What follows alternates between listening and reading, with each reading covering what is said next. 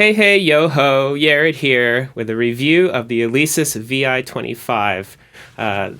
This is it, and it is a beauty. I've been using this in my studio for the last couple of months, and I absolutely love it. I love everything about the design and the functionality of this controller. You can configure pretty much everything on the keyboard here. There's software for Mac and Windows that you can load up and transfer settings to and from the controller. So all of these pads here can be assigned, and they can be assigned to note on, note off. They can be assigned to CCs. It can be any MIDI channel. And you can in fact configure it as I have, so that the pads, the keyboard, and the buttons and knobs are all on different MIDI channels, so it's really easy to control.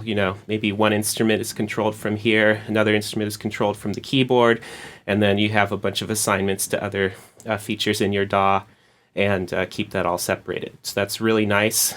Transport controls as well. I haven't done a whole lot with these yet, so they're kind of just whatever the standard configuration was that came with it, but it works really well.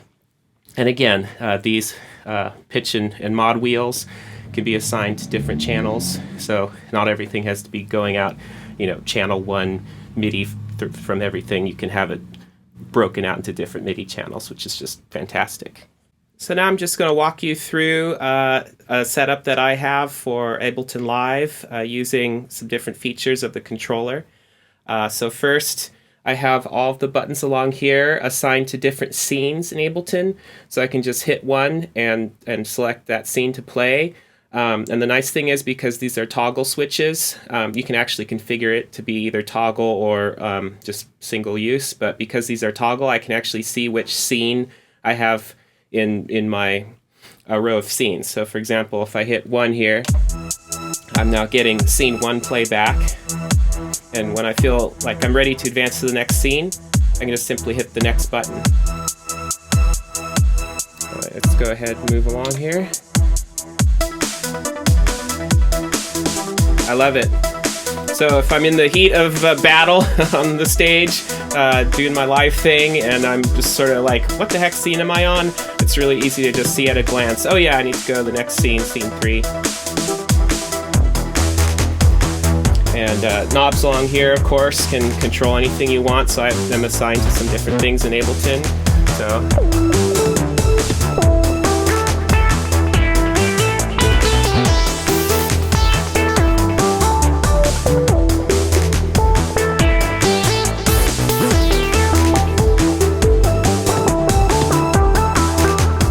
Volume.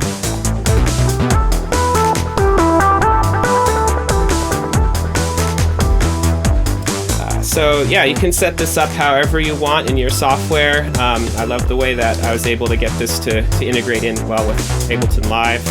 Let me just... Of course, pitch bend and modulation wheels function as you'd expect.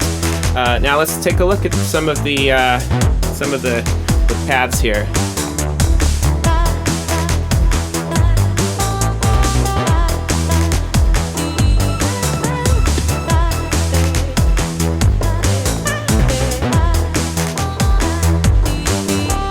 So I have this on a different instrument, of course, some vocal samples, and it's easy to set that up with different notes. And again, you don't have to use notes. If you want to use these for different purposes, you could use MIDI CCs or some other kind of data that gets sent out. But these pads feel great, they're really nice.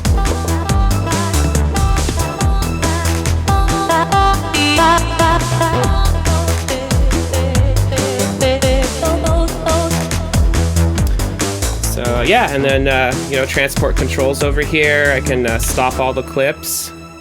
I can get playback going again. Well, actually, I don't have that assigned, but if I did, that would work. Octave controls, of course.